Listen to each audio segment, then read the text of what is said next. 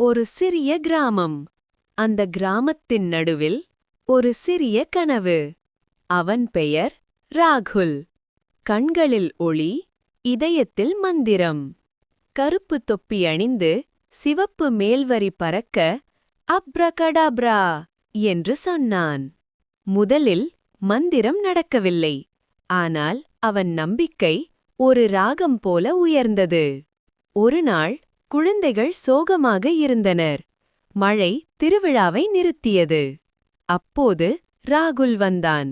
சிரிப்பை மந்திரமாக்கி காலியான தொப்பியிலிருந்து வண்ணங்கள் பிறந்தது. சிறிய பந்து பறவையாக பறந்தது. குழந்தைகள் சிரித்தனர்.